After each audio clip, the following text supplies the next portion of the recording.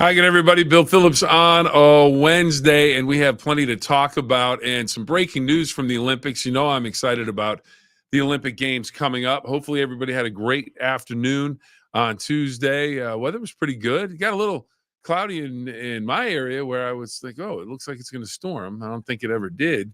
But hopefully, you had a good day. Hopefully, you were able to get out, do what you needed to get done. But the Olympic Games found this out this morning. Salt Lake City, the Olympics are coming back to America in 2034, specifically in a winter's game fashion. So in 2028, the Summer Games will be in LA. That's the next Olympics after this year's Paris Games. The United States will host in Los Angeles, of course, the Los Angeles Memorial Coliseum, one of the great venues in the world of sports. And some people probably tell you that it's too old. They need something new. It's the Coliseum. Tremendous sporting events have taken place in the Coliseum. So 2028 in Los Angeles for the Summer Games, and then in Salt Lake City. And Salt Lake's already hosted a games, and they were I remember them being an excellent Olympic Games, Winter Games. So looking forward to that as we continue to talk about the Olympics. And one other thing today. Coco Gauff, the tennis player, U.S. Open winner, major champion. Coco Gauff, she is the female flag bearer for the 2024 Paris Games. So on the boat, because it appears they're going to do is the teams are going to come in on boats. I don't know how they'll figure that out, how they stagger them. We'll have to wait and see on Friday night. Should be interesting. But the flag bearers for the United States will be LeBron James for the men, representing the men, and Coco Gauff representing the women as a flag bearer for the United States. Two good picks. I mean, you can't go wrong with the picks. If you're an Olympian, you're deserving to be a flag bearer. And LeBron James has already won a number of gold medals. He's looking for his third. Coco Gauff looking to win a gold. So a lot going on in the Olympics, and that, of course, starts on Friday. And they are always ready for anything that you can throw at them. They're the Olympic standard for converting paper into more paper. It's Valley Converting. We can't thank them enough. Our sponsors for joining us, Valley Converting, led by Mike Biasi. They do a tremendous job. And right now, speaking of Valley Converting, here we go. Every piece of paper has a story. What if that story didn't end when you were done with it? At Valley Converting, we turn your old paper products into recycled paperboard, continuing the story. Locally owned and operated in Toronto, Ohio, bringing your paper to Valley Converting isn't just about recycling. It's about supporting a cleaner, greener future for all of us. We are here 5 days a week to help you make some green by going green. And remember, recycle for your future.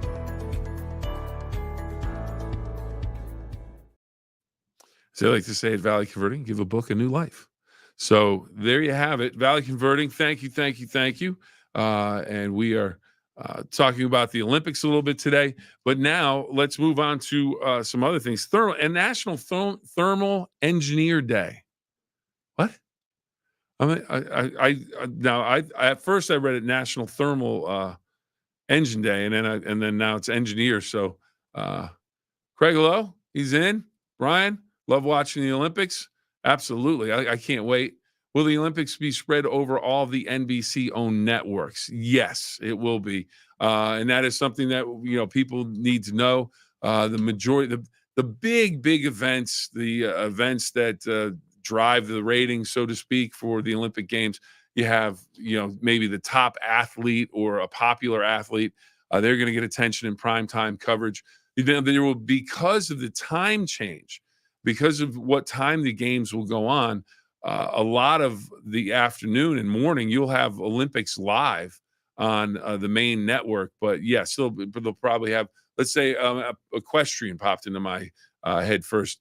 You'll probably have that over on one of the other networks of NBC. So you'll need to get a map of that. What we're going to try and do during the Olympics is have some sort of information where every day these are the main events that you can see on WTOV9, and then perhaps what's going on some of the other networks. But that is indeed the case. Ron, that's a great question, because people need to know that if you have if you are into weightlifting and you want to see the weightlifters go, chances are they're probably not going to be on the main network, because it's more of a niche type of situation. It's Olympic gold. I'll watch. I'm all in. Like boxing. Boxing used to be the big sport in the Olympics. It's still a very big sport, but you don't see it necessarily on the main network. You see it on one of the other stations. So if you're looking for something, we'll have to do our best to get that information to you. Marty, good call. 6 hours time difference. So a lot of those events that are going on, it looks like it's getting a little into the evening over there. That's just, our regular afternoon. So it's kind of fun. You can watch during the day. There'll be a lot of recap for finals and things like that, I would imagine, at night. But some of those games, much like the Premier League, you see games it's 3 o'clock in the afternoon. It's 9 o'clock at night. So you'll be able to see a lot of live stuff. Jordan Lapata, of course, our producer extraordinaire, has joined us today, back from a 17th vacation. Friday, News 9 midday on Fox News 9, and then live at 5 on Fox 9. So that is good information, too, as well. So our midday show will be over on Fox 9, and our 5 o'clock show will also be on Fox 9 during the Olympics. So that is something to make note of as well. So that is it for Olympics right now. You never know when I might just pull an Olympic thing out of my head. Here's something else to talk about. Drive-thrus. I'm old enough to remember they had drive-thrus back in the 50s, 60s, 70s. Has the drive-thru, get this, there's 211 fast food restaurants in the United States. Do you like the drive-thru? I remember as a kid, we didn't have a drive-thru. The McDonald's in my town didn't have a drive-thru. It was kind of set in the middle of a shopping, not a mall, but like a shop, not even a strip mall. It was just kind of a little area, but there were buildings around it, so they didn't have that. And you had to go into the restaurant to buy your McDonald's, Big Mac or whatever it was, and then the drive-thru. How much did that change your life when you could just do the drive-thru? You make it easier? Do you think we lose something by not going in? Or is it convenient enough? Because sometimes you sit there and I'm like, I'm in a line with 10 cars. What am I doing? If I walk in, I could probably get this and be done in a minute and a half. But instead, I've decided to sit in this line with all of these cars and you're waiting to go through. But then again, I haven't been through a McDonald's or Burger King and Wendy's drive-thru in quite some time because the prices are frankly just too expensive. It's gotten a little crazy out there. And how about this one, Jordan? How about this one? Here's the stat of the day for you. When drive-thrus opened back in the day, way back when fast food was just getting started, burgers, 18 cents. 18 cents. Show me an 18-cent burger somewhere today. You're not going to find that. It's like more like $18. So we got the drive-thru day. National Cousins Day. So if you have a cousin, you love your cousin, just say, give them a hug. Hey, cuz, what's up? So National Cousins Day. Always good to do the family. And maybe do a toast, depending on the age of the cousin. A little tequila day. So have some fun with that. Toast. Here's another one. You could toast Amelia Earhart. Let's see. Would be great if they sent Bill to cover the Olympics for WTOV9. Ron, let's go. Let's go. All right. Yeah. Yeah. All right. I need to take Jordan, producer extraordinaire. But I'll tell you what, I would love to cover the Olympics. Love to cover the Olympics. But then at the same time, I love just sitting back and watching the Olympics. So, but that would be a neat event to cover. I've covered the Super Bowl. I've covered Major League Baseball postseason. I've covered the Stanley Cup Finals. Have not made it to the Final Four. We got close. NBA, haven't worked in a market where there's an NBA. Well, the Cavs. I mean, but they're not going to send us to the NBA Finals. At least that doesn't appear like it's going to happen. But the Olympics would be that would be a bucket just to go to the Olympics. I would just to go and sit for a day in the Coliseum in 2028 and watch everything go on. I think that'd be tremendous. A story about the USA House. Jordan, please share. All right, she's going to look for that. I remember drive-thru at Burger Chef. I've never seen a Burger Chef. So is that kind of like a McDonald's? I would imagine something like that, but a Burger Chef. All right, Ian, state championships. Not sure what that means, Ian. Just a random state championships. Team USA House. Okay, Team USA House. They have like a bunch of stuff, and it's like going to be open to the public now. Oh, it's going to be open to the public. But Oh, it's open to the public, but you have to pay. You have to pay $350. I hear it's like a frat house. The American one. Oh wow. Shops, cafes, activities. Got to go to Paris.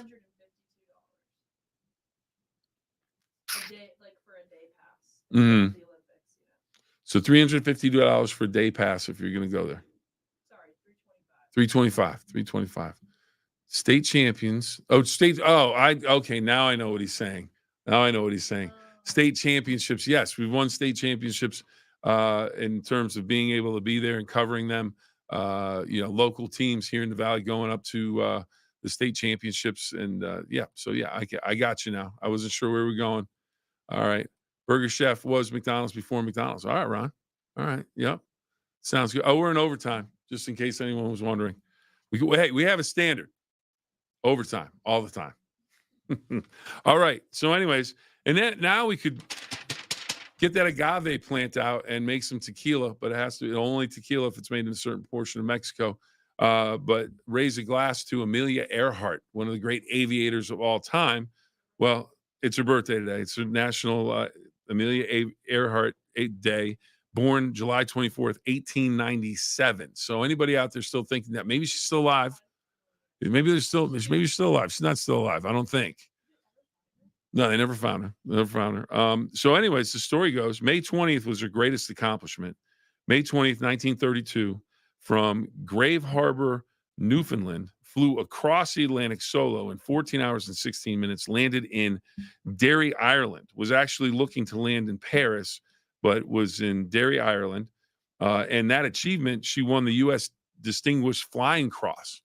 So that was a big deal back then, a huge deal back then, as aviation was in its infancy still, as it tried to figure out what its capabilities were.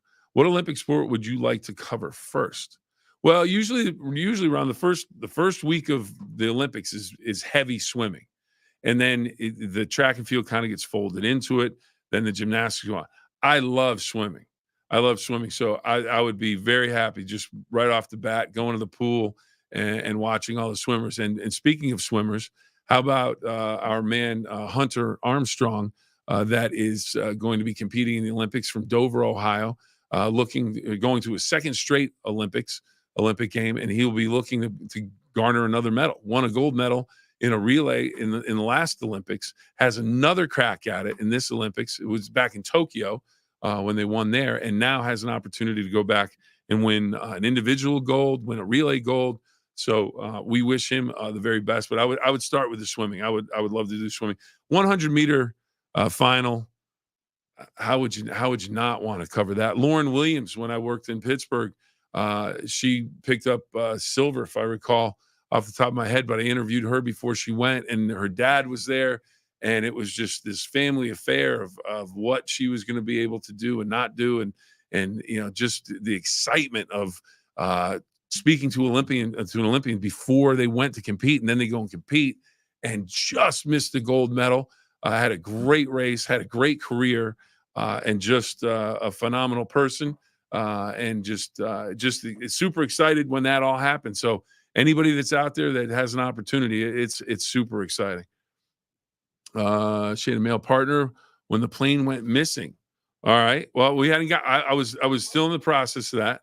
Amber, and I don't know the ins and outs of Amelia as well as I probably should, as much as I like aviation.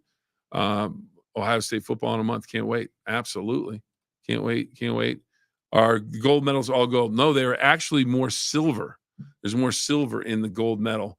But the one they hang around your neck is, if it's gold, if it looks pretty and gold, they're priceless one way or the other. Do you miss covering only sports? You did an amazing job. Well, thank you very much. I appreciate that. I missed it to a certain extent. Like I said, I've had an opportunity to cover a lot of big events and have had the pleasure and honor and been humbled to be able to be in locker rooms after teams have not only won championships on the professional level, but also lost championships at the professional level. It is an amazing, as you would imagine, an amazing turn when you're in that locker room and it won, and you're in that locker room after a game 7 or a game 6, and the locker room is down because they lost, or a Super Bowl locker room after they lost. But it's still just as intense, just as interesting. It's just a different side of the story. And so, I would because here's something. I covered Pittsburgh teams because it was in Pittsburgh, and people say, well, you root for all the Pittsburgh teams. I didn't grow up necessarily a Pittsburgh fan in terms of the teams. What happens is, as you cover the team, and you can still keep yourself separated from it, but as you cover the team, because you go to the first day of training camp and everyone's fresh as a daisy, everybody feels good and the whole thing. But then, midway through the season, you walk into a locker room and a guy's standing that you've been covering all season, and he's got ice bags all over his back, his neck, his shoulder, his knees, and everything. You see the price that they pay. So do you root for them to win? Do you root for them to lose? I always pulled for the teams, never outwardly, but it's just one of those things where it's human nature. If you do interviews and you see these guys every day and you see the amount of pain that they're in from injuries and everything else, and they just keep fighting through it to go and try and achieve. It's just, you kind of, hope that they do well, hope that they win. And I had the opportunity to see that on a number of levels. So I miss it to a certain extent, but at the same time, I had to see the highest of highs and some of the lowest of lows. So, I miss it. I'll miss it, but I do miss it. I enjoy doing the news now. I enjoy that. So it's all good. It's all fun. It's all telling stories one way or the other. All right. Amber has an update. Fred Noonan was his name, who was her navigator. So we'll do Amelia Earhart for a moment here. Finish Amelia Earhart up. So as I mentioned, flew solo across the Atlantic. Then in 1937, while circumnavigating the globe in a Lockheed Martin Model 10 Electra, disappeared over the ocean in Pacific Ocean near Howland Island, is what they estimate. And there was, the story. It's kind of like Jimmy Hoffa. Well, where's he buried? Someone's going to find him. He's in the south end zone at the Meadowlands. Amelia Earhart, she's with Elvis on an island somewhere. But they never found the plane, never found her. But just a great inspiration to a lot of people that got into aviation. Here we go. Bernie Kosar is in West Virginia today. He's down by the river somewhere. He's a great guy and a champion. Absolutely. All right. So if anyone wants to go, we're going to go on a Where's Waldo hunt, but it's going to be a Where's Bernie hunt and find him in West Virginia today. It's down by the river. Okay. He is a great champion, great guy. Hey, he's from the U. I love him. Here we go. Marty Medovich didn't navigate real well. That could be the comment of the day. Is okay. Marty, I gotta ask, and Amber might weigh in on this. Everybody, too soon? Too soon? I mean, I know. Let's see. She was born in 1897. So how old does that make her? Let's see. I gotta get my calculator out. I can't do. Yeah, she was born in 1897, and it's now 2024.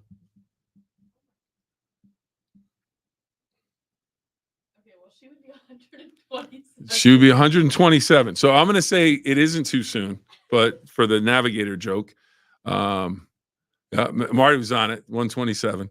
No, unfortunately did not navigate real well, apparently. You don't know if it's malfunction, whatever it was. But anyways, an inspiration for a lot of people.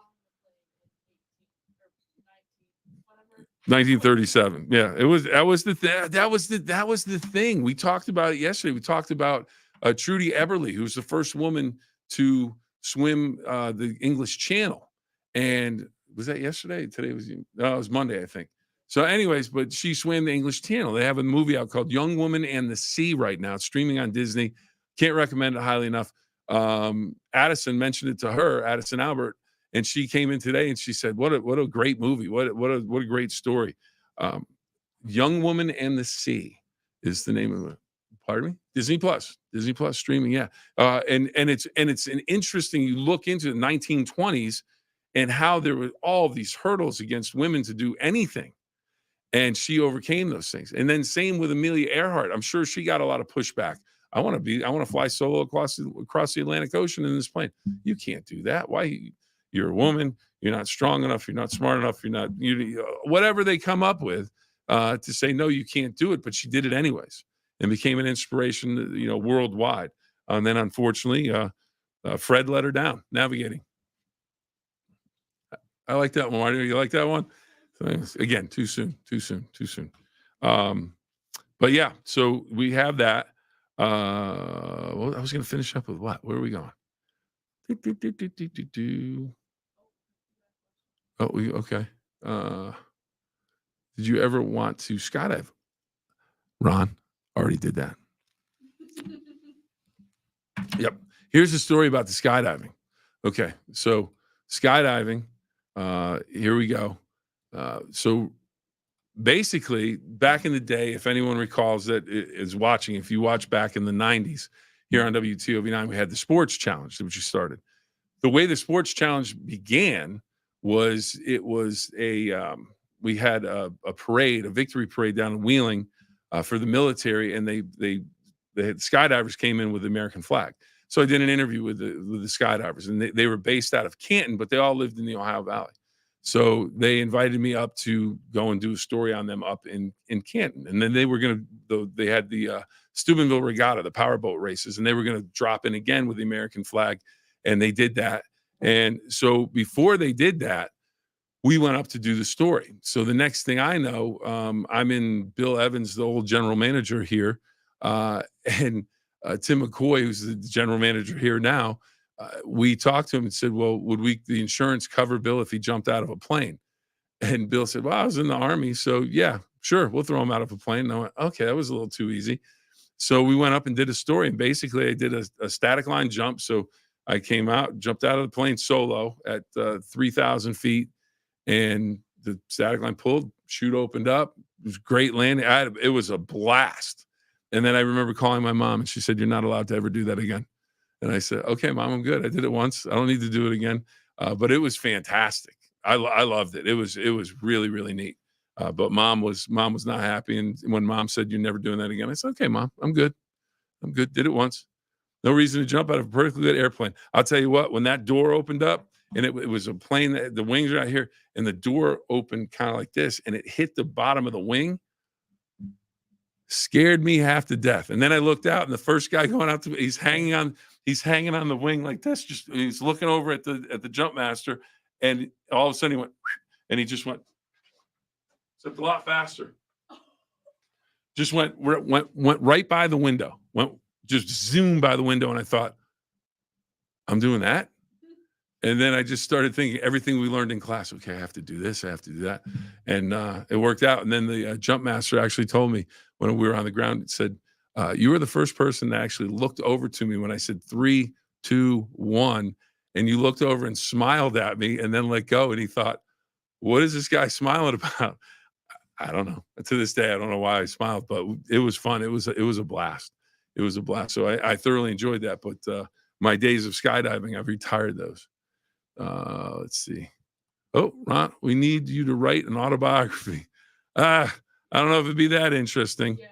What is here on the screen? Oh, hope I didn't spittle on the screen there. I don't know what that was. Yeah. All right. Just interesting. Yeah, Ron, you know what? I have often thought of just jotting down little stories, just, a page or two. Hey, this is something. So hopefully someday maybe have grandkids or something like that. And hey, what'd you do, Grandpa? Well, jumped out of a plane. Perfectly good one, Marty. Shouldn't have done it. But to talk about some of the stories and write these down while I still have them, locked in, and this is what happened. This is how it happened. This is who I was with, and things like that. I think they'd be fun. There's a lot of events I've been to that would be fun to do something like that. Never flown in a plane. Oh, I was talking to a friend of mine yesterday, Ralph, the red panda. His birthday was yesterday. Happy birthday, Ralph. But he told me before he had started a coach job, he had never been on a flight. And I said, what was that? What was it like the first time you remember the engines kicked on that first flight? And he said, I just sat there and smiled. I didn't know what was going on. I just remember the power of the plane and everything else. So if you have a chance, get on a plane just to experience just the takeoff. I mean, the landing's pretty exciting too, but the takeoff is amazing, especially the first time because there's just so much power in the plane. And that's a commercial airliner. But yeah, oh wow. That would be a fun experience for you, I think. And then don't jump out. Don't go with the skydive. Just relax and enjoy the flight. Relax and enjoy the flight. We're going to say that for our last thing to say today. Relax and enjoy the flight, and enjoy the rest of your day. Can't thank everybody enough for joining us. We've gone over again. That's never a surprise. So anyways, remember 2 rules. Have fun and always try your best. And again, thank you to Valley Converting for allowing us to bring this to you. And thank you for joining us every day. I can't thank you enough. I truly, truly am humbled by everyone joining us every day and making comments and sharing your thoughts and ideas and everything. So anytime you want to join in, we greatly appreciate it. We love it. Thank you. Thank you. We'll see you next time, everybody.